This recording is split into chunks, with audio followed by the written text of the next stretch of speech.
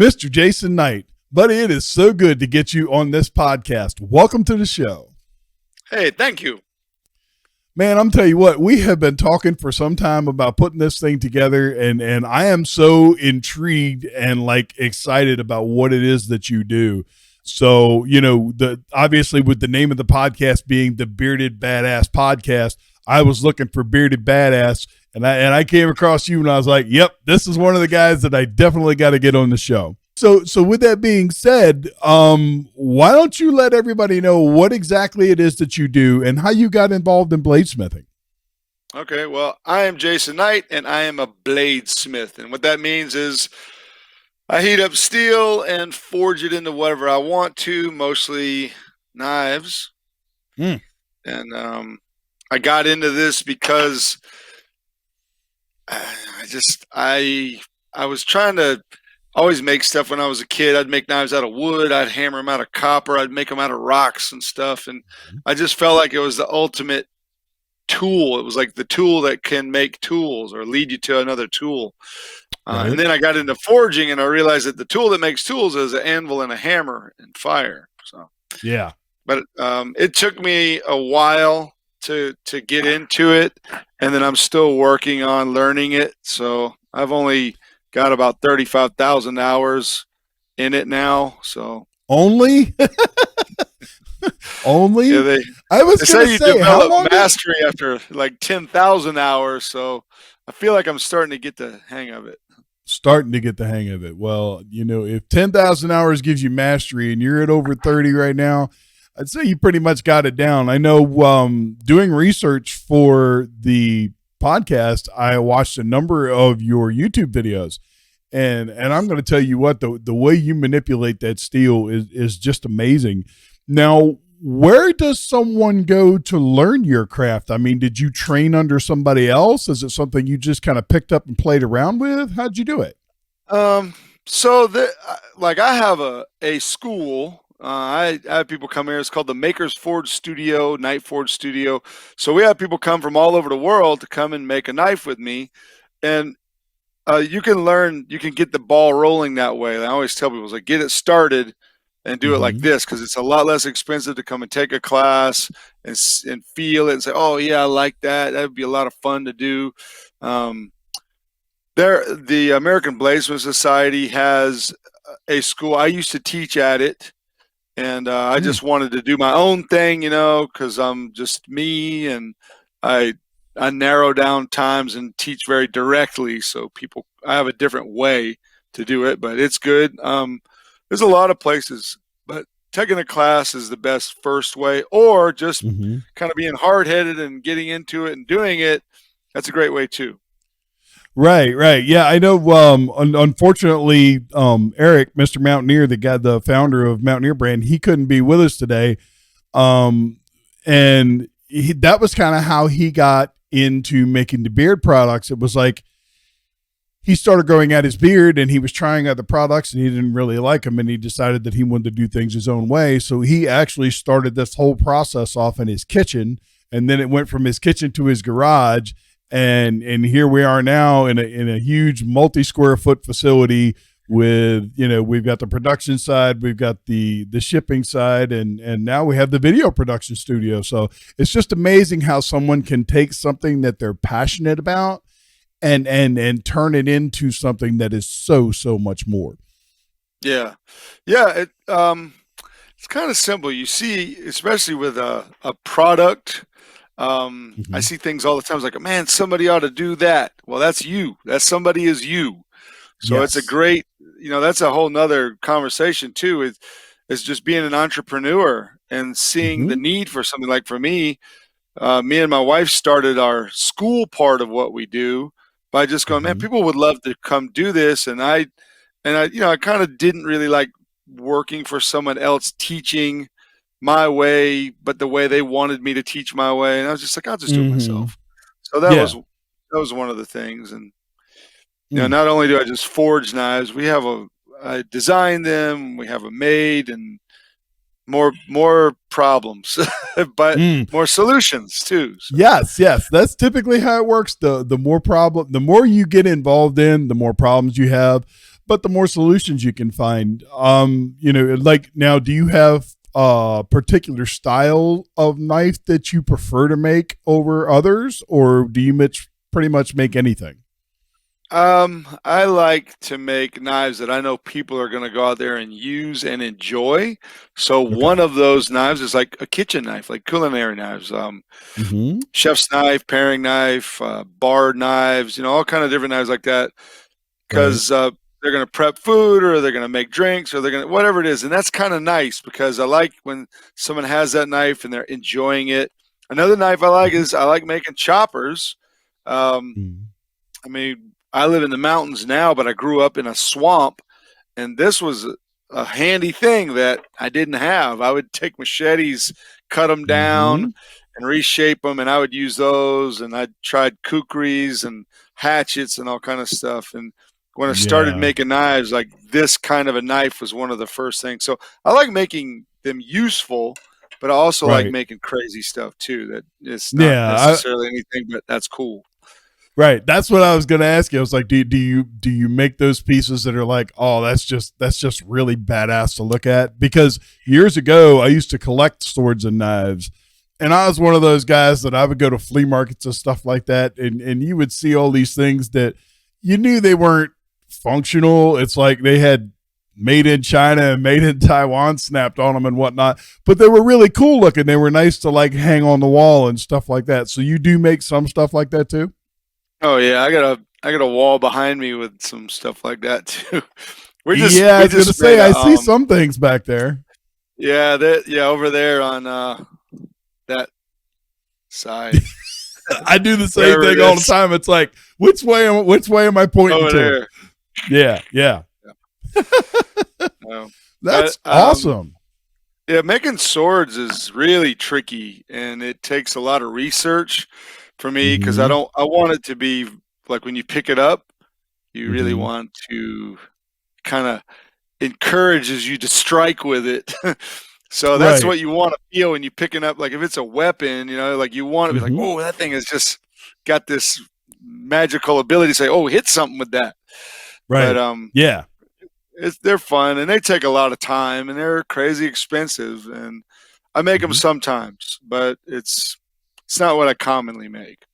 Right. Commonly Right. I make Now, choppers and kitchen knives and stuff. yeah. Now that chopper style knife, I actually see knives like that used a lot. I follow a lot of different people that are like survivalists and stuff like that. And I know a lot of them tend to use those chopper style knives. Yeah, Yeah. because they're so versatile. You could split wood with them. You could do all kinds of stuff. Yep. Yep. Exactly. It's just amazing. I watched a guy literally build a log cabin with nothing but a knife about that style right there. That's what he Yeah. used to build the whole log cabin. Yeah. This is a lot of fun. Um, Mm. A lot of times people buy these and they go, now what am I going to do with this? I said, go in your backyard and trim the bushes.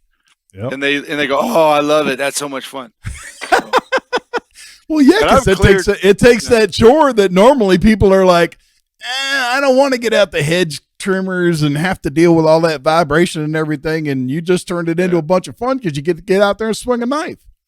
Yeah. I grew up in a primeval swamp. I mean, that means they never cut the trees. So these trees in Oh the yeah. swamp that are 1,500 years old and maybe some older, Mhm. but it was just a beautiful place. The deeper you get in the swamp, the water's moving, so there's less mosquitoes and bugs, and it's Yeah. really cool. But I always like having a chopper back in there, and that's what I call it, a chopper.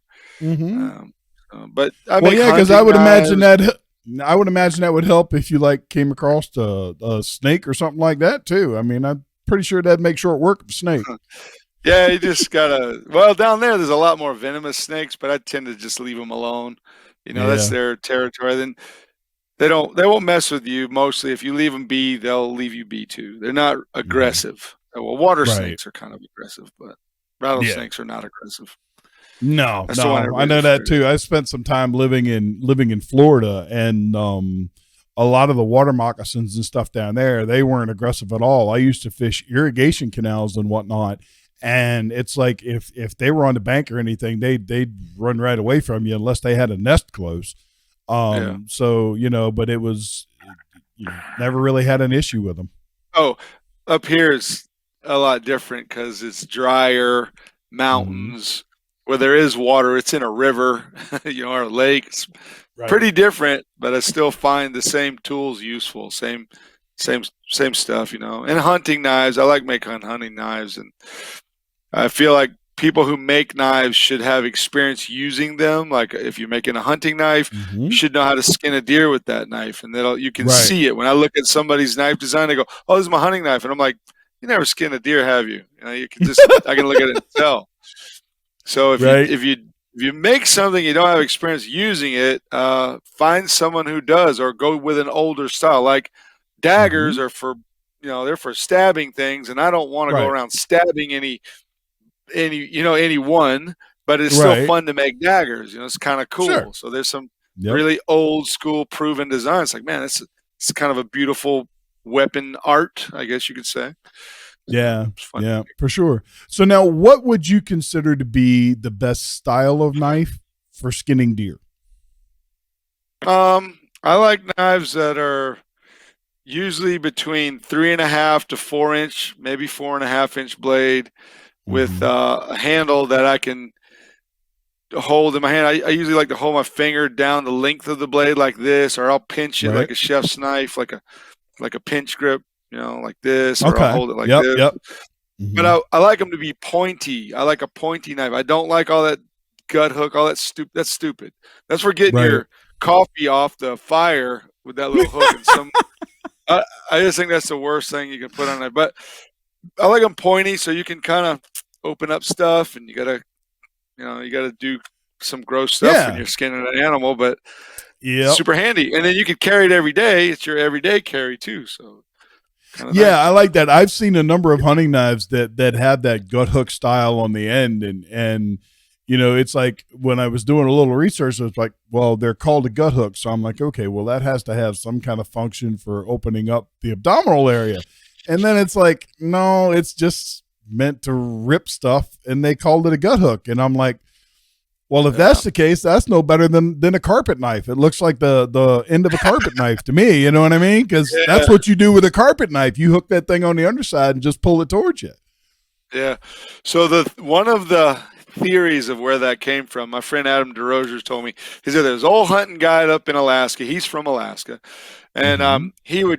he'd make his own knives, and he put that little notch on the back of it so he could get his coffee pot off the fire and not burn his hand. And Right. somebody was up there, and they took a chainsaw file and filed a groove in it, and made it sharp, Mm-hmm. and they thought that was great for unzipping the skin from a deer. But I don't. I've never seen them work real well. But what do I Yeah. know? I just make Hey, knives, man. I just make knives. I was gonna say I don't. I have yet to skin a deer. I know it sounds kind of crazy. I'm like 54 years old. I just turned 54 yesterday, and it's kind of crazy because as much meat as I eat, I've never skinned a deer, never gone hunting for a deer. But I live in the mountains of West Virginia, and it's like on any given day when I wake up, I look out off my back deck and there's 10 or 12 deer standing in my yard. So it's like, Oh yeah, why am I going to the store buying meat when I could be, eating meat that's around me? So I had actually told my yeah, wife that I think I'm going to get into hunting. And that was what led me to the question about the best knife for skinning, because obviously I'm going to have to get into that at some point in time. yeah, yeah. And when you do, basically, you're gonna remove the guts and internals of them.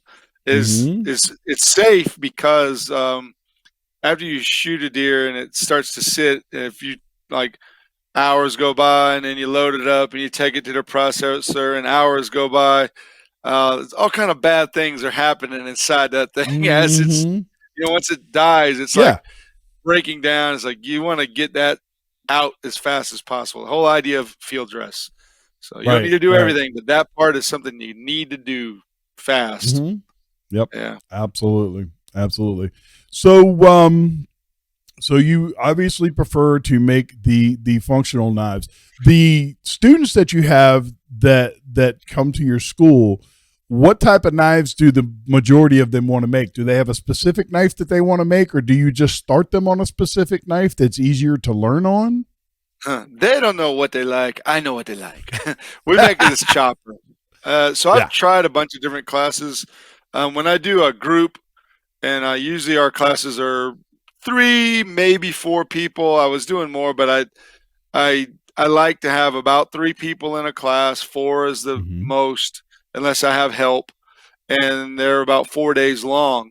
So right now I have a student. His name is Frank. He drove all the way from Minnesota, and Mm-hmm. he's 18 years old, and we're making knives, and he's doing really great at it. So we're making all kind of stuff. We made an integral hunter. We've made a chopper, made a hidden tank chopper. We're working on some.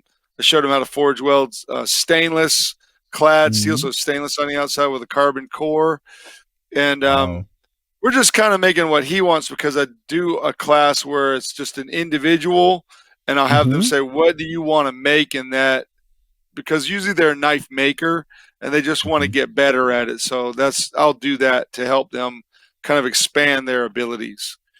But Oh, okay. when I So you not only have novices coming there that are just interested in learning how it's done, but you actually have other bladesmith that are coming to you to improve their technique. yeah, mostly it's just people who they've never made a knife, but sometimes it is people who want to learn a new trick. And I've had knife makers who learn from me, and then they go on and they just they start doing it. So it's kind of Right. cool. And they'll come Yeah. back for a refresher every now and then, or I can teach them something cool. I could teach them something new. Right. Yeah.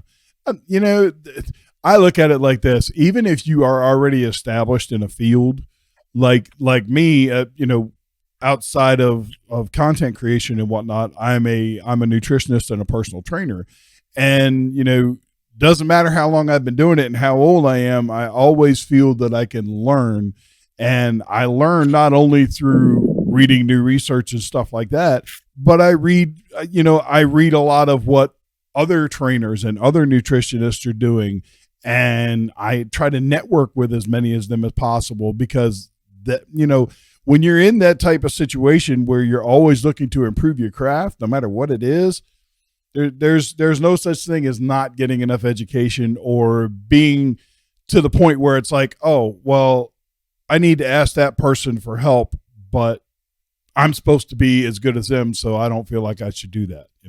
Yeah, yeah, that's good. That's a wise thing, and it's also I meet people sometimes, and they will seem to have it all together, but if you ask the questions, they're like, "Oh, I'm always learning." They're Mm-hmm. always learning something new. They're learning a new tool or a new trick, or like anything. I mean, you can always get better at it. If you think about, especially with fitness and nutrition, it's changed so much over the last 20 years. Mm-hmm. What was okay 20 years ago is, oh man, that's bad. Don't do that today. All kind of Right. stuff like that. So yeah, Yeah. Well, and it's what it is. It's because people continue to learn. That's why it happens. Like 20 years ago, they were telling you to stay away from saturated fat and eat a bunch of what they called heart healthy grains. The problem with that is that saturated fat and the good fats, like polyunsaturated and monounsaturated fat, stuff that comes from like peanuts and other things, our body actually needs those to help produce hormones and skin and all kinds of other processes that go on in the body. But yeah, because we were being told to stay away from it, you started seeing things like celiac disease, where people can't eat grain and they can't eat bread and stuff like that. And it's because our bodies kind of shifted what they were doing because our diet had changed so drastically. So you're absolutely right. yeah. I Yep. like olive oil. Olive oil is good for you, isn't it? It is fantastic for you. The only thing I will tell you about olive oil is, big misconception, don't cook with it. Yeah, It's great. It's great to put on dressings or things like that, but it has a very, very low smoke point. And once you get that oil to a certain temperature, it starts to release carcinogenic materials, and that's not really good for you.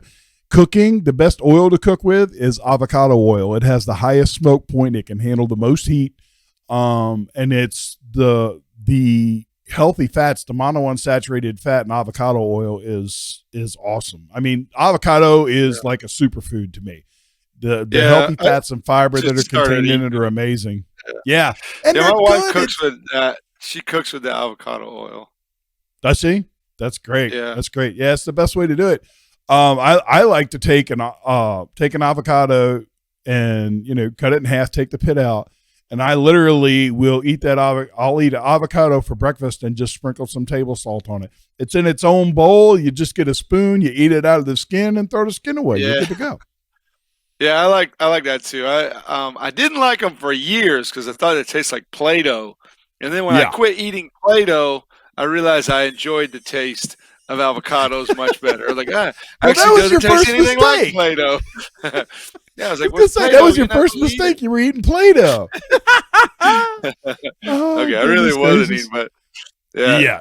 No, I get it. It's got that consistency. It really does. When the first time you try it, you eat it, it has that consistency. And if you don't mix it with something or put something on it like salt or something like that, it really doesn't have a lot of flavor. And it's like, well, if it doesn't have any flavor and it kind of feels a little slimy, why the hell am I eating it? Well, I know why. See, my favorite is the ghost poo. You know, you eat avocado and you can develop the ghost poo technique, and you'll be like, hey, look at there. Wow, you know, you're right. You're right. Hey, I'm telling you what, the fiber and the fat together works fantastic. There's no doubt about it, for sure. Okay, so all right, let's see. We've talked about your favorite knife. We've talked about your school. We've talked about ghost poo and everything else. What was it? I mean, I know you started the school as a way to kind of expand on what you were doing, but I mean, did you have that many people back at that point in time that were reaching out to you saying, hey, teach me how to do this? Or it was just one of those, if I build it, they'll come type of thing? Well, I was doing it for free. I mean, people were coming to my shop like, oh, let me show you how to make a knife. You know. And my wife is very wise, and she's like, you should be charging these people for this. You think about how much time, I spent a lot of time, a lot of energy, a lot of money to build my shop and to learn things. And I was like, well, it is worth that. It is worth it. And people will, it's any kind of information is incredibly valuable. You can have an experience or take a class and get new information and be like, man, it doesn't even matter what it costs because it's an experience and it's a lot of interesting things happening. You can buy something and go, oh yeah, like these things, you buy one of these things and it's like, yay, great. And I bought it. Now it's outdated, but an experience or an education, especially in a specific subject that you like, it's worth every penny. And I knew that because I'd been doing it. I just signed up for a class today, actually. So, but I do them, and people come from all over the world. I mean, I have people come from Taiwan and Alaska and Switzerland and all across America and Canada when Canada's open, which may never open again. But, I enjoy it because I get to meet other people.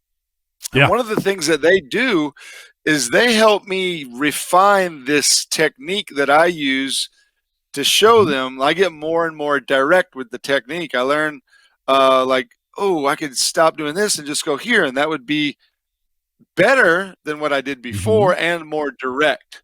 So I don't teach someone what I used to do. Like if you're teaching someone fitness or martial arts or any of these things, you don't go, here's what we used to do. You go, here's what we do now. Here's what we're doing right now.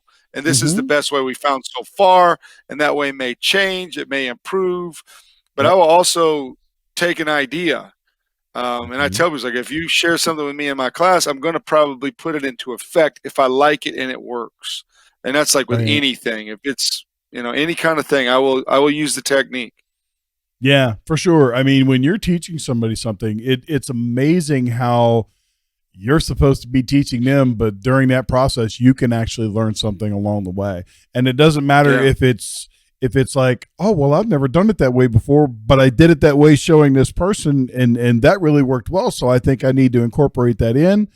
And it's also like with my nutrition and stuff, it's like, I'll develop a program. I'm developing a program now, a 12-week program to teach people how to reverse their type 2 diabetes because it's 100% reversible. And, you know, I'm putting this program together, and I know that the program's going to be the best that I can put it together now. But then every 12 weeks, I'm going to re-release this program. And I know that the 10 or 20 people that I work with on the first round of this program, I'm going to learn some stuff by engaging with them, with helping them through their journeys, because everybody's so different. And then I'm going to be able to take what I learned through that and make changes and make the program even better the next time and the next time and the next time. And that's what being someone who teaches others, no matter what it is, that's the rewarding part. Not just teaching them in the moment, but being able to let them and the experience teach you and be able to use that to better what you're doing farther down the road. Yeah, that's right. Yeah. Speaking of diabetes, I've had type 1 diabetes since 1982. So for a lot of years, but it's one of those things that you have to be on it every day. It's like a job. Yes. It's a 24-hour day, 7-day-a-week job. You can't ever quit it or leave it. And I'm actually putting my jacket on. I'm getting a little chilly. Yeah. I'm in my shop and there's no heat in here. So. Oh, okay. Right. Well, yeah, I guess when you've got the forge going, there's plenty of heat in there, isn't it? That's right. Yeah, that's what I figured. Yeah, I'm a big fan of nutrition and exercise, and you know, whatever you got to do to make it work, because you know, you ever watch someone when they're in their 50s and they're just like, oh, I'm old and I can't do it and I can't get around. I'm like, well, you're there. I'm my wife's there. I'm almost there. And it doesn't take very long to kind of give up. Yeah. And I'm not into giving up. So I just want to be kicking it as long as I can. Exactly. You know, I've told my wife many a times, I want to live to be 100, but the only way I want to live to be 100 is if I can have the quality of life. If I live to be 100 in a retirement home or a nursing home or something like that, I won't make it to 100 because I'll make sure of it. But if I can continue to be mobile and spend time with my grandkids, and shoot, by then I'll have great grandkids, I'm sure. Then yeah, that's what I want to do. And for me, it's always been about the only person that has the power to affect that change for me is me. So, you know, you're exactly right. It doesn't matter whether you have type 1 diabetes, which is a lack of insulin, or type 2 diabetes, which is you have plenty of insulin, but your cells are just resisting it. It's a daily job. You have to be on top of things. You have to be mindful of what's going on, what you're putting in your body, that type of stuff, because it can come back to haunt you very, very quickly, more so with type 1 than type 2. But I have seen people that haven't paid attention to their type 2 diabetes, and they actually wear out their pancreas and it becomes type 1 diabetes. And then the next thing you know, they're having toes amputated and everything else. It's crazy. You know, it's funny. When we first talked, it was November, I think. I totally had my face shaved clean in November. Oh, yeah. And then I was like, okay, I guess I can grow my beard back pretty quick. It goes quick. But it was kind of long just before, when you shaved it, it was kind of long, wasn't it? Because I saw some pictures on Instagram where it looked like it was almost as long as mine. It'll be like that. If I don't do anything to it, it'll be like yours by the summertime. Wow. This is, other than I've had it trimmed twice in the last year. I've had it trimmed twice. So I go to a specific barber that knows if he chops too much off my beard, I'm gonna chop his head off. So so he's like really, really good, and he's he's a supporter of Mountaineer brand too. He sells all the Mountaineer brand products, and he's like the only barber in town that kind of specializes in trimming beards. So works out really good. That's cool. Yeah. Cool. Okay. So now let me ask you this last question that I'm going to be asking all of the guests that are on the podcast. What is your favorite Mountaineer brand product, and why is it your favorite? My favorite is the beard oil. I've tried a lot of different beard oils. Of course, people will send me beard oils and stuff, but it has to have a combination of like the right whatever the oil is that's in it Mm-hmm. and the smell. And a lot of times they kind of don't go together. Or the cool thing about too is the way however you're bottling this, the delivery is very easy because you can Mm-hmm. get it out. I tend to be a little more liberal with this stuff. I'll have more than I need, but I'll just rub Right. it in my beard. I'll rub it in my hair, whatever hair I got Mm-hmm. left, which Sure. ain't much. But Mm-hmm. yeah, this is my favorite one, and the one I started to use about maybe a week ago is the growth Oh, the beard serum. growth serum. So I Yeah. was like, okay, why not? Oh man, I love the scent of that stuff. The little bit of cinnamon that's in that, along with all of the other heat infused botanicals. I don't know, Yeah. the cinnamon mixed with everything else just really stands out. It's like what I do. Like my morning ritual is apple cider vinegar rinse, and then I put the beard growth serum on the skin underneath the beard, and then I'll usually hit it with some sort of balm. Now, as far as your beard oil, what's your favorite scent there that you have? Well, this one is I can't read it. I don't have my goggles on here. This one is citrus and spice. Ah, that's my favorite scent Yeah, I of the like that one. Citrus. that's of the signature brand. That's my favorite scent. Love that stuff. Absolutely love it. Yeah, I probably eat 5 or 6 of them little mandarin oranges every day, so it's like I love that smell. So you got to, yeah. So it probably goes right along there with it for sure. Yeah. Okay, my friend. Well, do you have anything else you want to talk about before we wrap this up? Anything we haven't already discussed?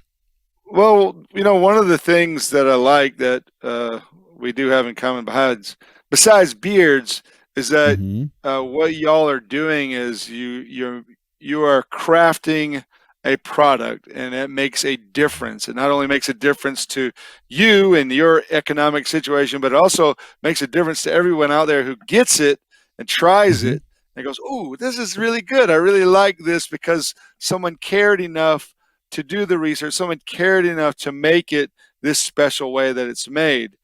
Or Right. or the ease of use and stuff like that. Those are really thoughtful little touches that make it different and set it apart from all the rest of the stuff. So I dig that. I like that. Yeah, yeah, that's a good point. And because I'm going to tell, I won't name names, but I can tell you that that I know of, there are 3 major manufacturers out there that are all using the same exact product because they're getting it from someone who mass produces it and they're white labeling it. Mm-hmm. And they're selling it as their own product that they're making it, but they're not even touching it. It's basically And they don't somebody even makes an care. order. No, and they don't care. Somebody's making an order on their website, and then that order goes from the website to the manufacturer. The manufacturer packages it out with their label, ships it. They never touch it, and they make the money. And that's the world we live in with some businesses. And I totally agree with what you're saying.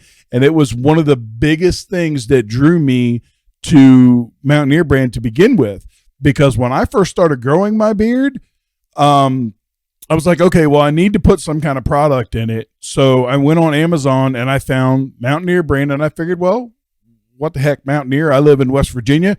Let me try that. So I ordered the products off of Amazon. I loved them, so I continued to buy them as I was growing out my beard. And then somebody one day said, you do know that they're like 20 miles, 15, 20 miles from your house, right? And I was like, what do you mean? Oh, yeah, they're right here in the area.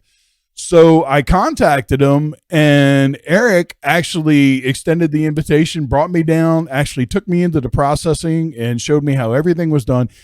There isn't a machine that makes any of these products. They may have a machine that labels them and stuff like that, but everything that is mixed and everything that is poured is all done by hand in this facility. And every time they come up with a new product, Eric is in the processing side with a lab coat and his big old long beard and a face mask and hairnet and all that. And he is literally mixing and matching botanicals and herbs and oils and all this stuff. He comes up with all this stuff himself. Absolutely. Yeah, that's cool. Yeah. Yep. I like that. I think that's what we need in our culture is people who are interested and you care enough to make it awesome and give awesome customer service. And those are critical things that are going to be very interesting and good in this brave new world we live in. Yeah, because they're disappearing. They're disappearing characteristics for sure. For sure. Yeah. All right, my friend. Well, before we wrap this up, why don't you let everybody know where they can find you, contact you, follow you on socials, all that good stuff.